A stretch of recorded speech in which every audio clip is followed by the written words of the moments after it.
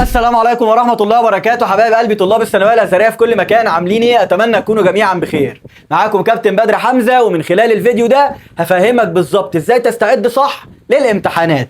فشيل الفيديو ده بنية الإفادة لكل زمايلك، وما تنساش تعمل سبسكرايب في القناة، وركز معايا بشكل قوي جدا جدا، لأن أنا المرة دي مش جاي لك بمجرد كلام تحفيزي، أنا جاي لك بحل عملي هنطبقه مع بعض على مدار الأيام القادمة، ووصولا لأول لجنة امتحانية ليك باذن الله. وانا مدرك طبعا ان مع اقتراب اللجنه الامتحانيه الاولى لحضرتك ان الخوف والتوتر بداوا يزيدوا بشكل كبير جدا جدا، ولكن انت لازم تكون على علم تام ان الخوف والتوتر دول قد يتسببوا في ضياع كل اللي انت عملته على مدار الثانويه لا قدر الله.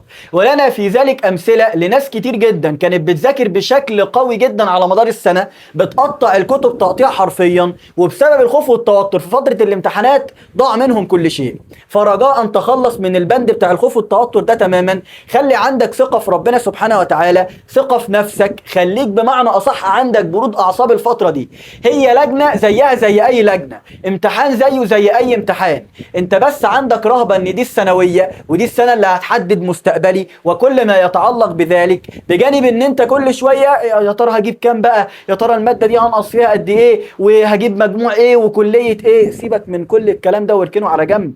النتائج لا هي بايدي ولا في ايدك، النتائج في يد ربنا سبحانه وتعالى، وده يكفي للاطمئنان.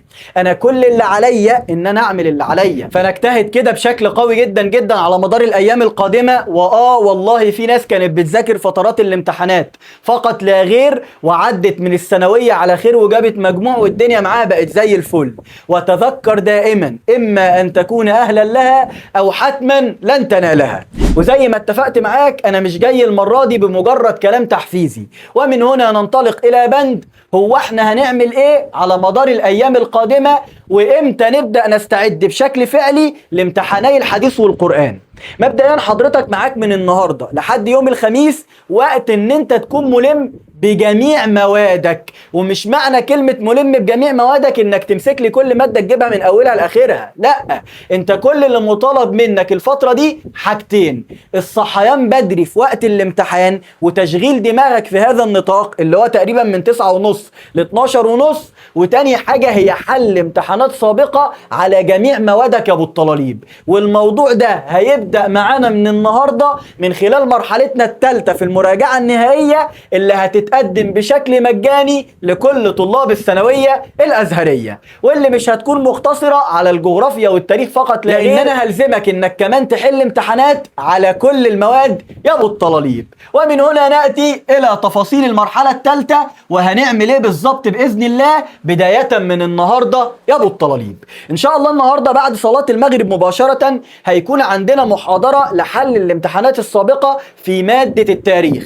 هنحل إن شاء الله كم كبير جدا من الامتحانات، ونبدأ ان احنا نحفظ حرفيا كل سؤال. وده اللي مطالب منك ايضا انك تعمله في باقي المواد. انا ما بحلش امتحانات كروكي كده علشان بس الغرض اكون حليت، لا، انا بذاكر الامتحان مذاكرة.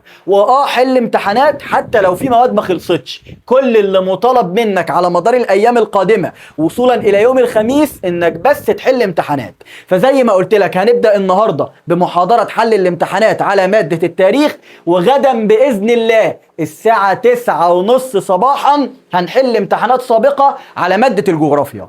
الموضوع في المرحلة الثالثة زي ما قلت لك مش هيكون مقتصر على فكرة جغرافيا وتاريخ، لا، أنا بأهلك لامتحاناتك حرفيا، بخلي دماغك تشتغل معايا بدري. وكمان أنا بعد ما أخلص معاك المحاضرات الخاصة بالجغرافيا والتاريخ زي ما قلت لك هلزمك إنك بإذن الله تشتغل حل امتحانات في جميع موادك، وده علشان تستعد بشكل قوي جدا جدا لجميع امتحاناتك يا ابو الطلاليب. بعد كده هنكمل جدولنا ونيجي يوم الاربع نحل نماذج تجريبيه على التاريخ، ويوم الخميس نحل نماذج تجريبيه على الجغرافيا. كل المحاضرات ما عدا محاضرة النهاردة هتكون الساعة 9:30 صباحا، يعني بنشتغل في التوقيت اللي حضرتك هتمتحن فيه باذن الله. محاضراتنا هتكون بث مباشر مع حضرتك من خلال جروب طلاب الكابتن اللي هتلاقي اللينك بتاعه في الكومنتات، تقدر تنضم اليه بشكل مجاني علشان تضمن انك تحضر معانا البث المباشر. ولكن طبعا المحاضرات كمسجله هتتوفر لطلاب المنصه فقط لا غير، اما بث مباشر فهتكون لكل الطلاب تقدر تحضرها بكل سهوله، ولكن رجاء ان نلتزم بحضور المحاضرات. خلاص دي الفرصه الاخيره ليك علشان حرفيا تستعد لامتحاناتك، علشان تتأهل انك تخش اللجنة وانت جاهز نفسيا كده لامتحاناتك باذن الله. واوعدك ان انا هكون معاك على مدار الايام القادمه، دعم فني علمي نفسي كل ما تتخيله انا هكون معاك فيه. اي سؤال في اي ماده هحاول ان انا اكون ملم معاك بيه، حرفيا هكون معاك في اي حاجه انت محتاجها على مدار الايام القادمه، ووصولا لاول لجنه امتحانيه ليك باذن الله. كل اللي انا عايزه منك الالتزام بمواعيد البث المباشر اللي زي ما قلت لك هتكون 9:30 صباحا، الا المحاضره بتاعت النهارده، احنا بدايتنا النهارده، فانضم للجروب مباشره عشان تلحق تحضر معانا باذن الله. فالتزم معايا كده، وان شاء الله من خلال المحاضرات دي هتستفاد بشكل قوي جدا جدا، لان هي لا تقتصر والله على الجغرافيا والتاريخ فقط. انا فعلا هأهلك لامتحانك، انا فعلا هأهلك ان انت تخش اول لجنه امتحانيه وانت مجهز نفسيا. وان شاء الله كده هنعمل جو مع بعض كده في كل محاضره، جو امتحانات. يعني انا هخلي حد يجي يراقب عليك من البيت عندك، هنتصرف تمام، هعيشك حرفيا في جو اللجنه كده، ونحاول ان احنا نستعد بشكل قوي باذن الله لامتحاناتنا.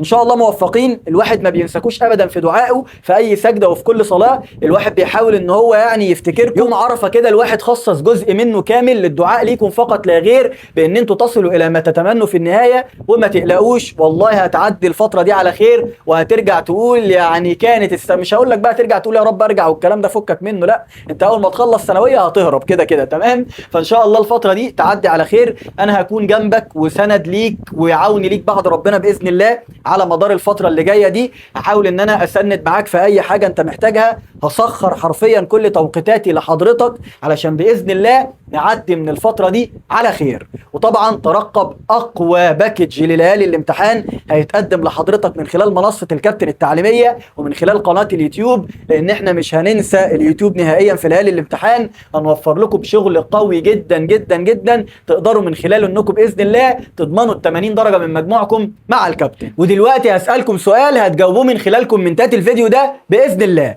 وان شاء الله الفائزين هناخد منهم عدد كبير يدخل معانا المنصه مجانا او كمان ياخدوا جوائز ماديه. والسؤال هيكون بسيط جدا جدا، حضرتك بس هتقول لي من هو النبي الذي كلمه الله تكليما. هتجاوب من خلال الكومنتات، وان شاء الله نختار منكم عدد كبير جدا جدا يدخل معانا المنصه مجانا، او زي ما قلت لكم يحصل على جوائز ماديه. وبس كده، مش عايز اقول اي حاجه تاني. كل اللي مطالب منك انك تعمل شير للفيديو، ما تنساش تعمل سبسكرايب في القناه زي ما قلت لك في الاول، وتستنى ابو الطلاليب اول محاضره النهارده بعد صلاه المغرب وتفاصيل اكتر عن الاستعداد للامتحانات. واشوفك على خير، والسلام عليكم ورحمه الله وبركاته. كان معكم كابتن بدر حمزه.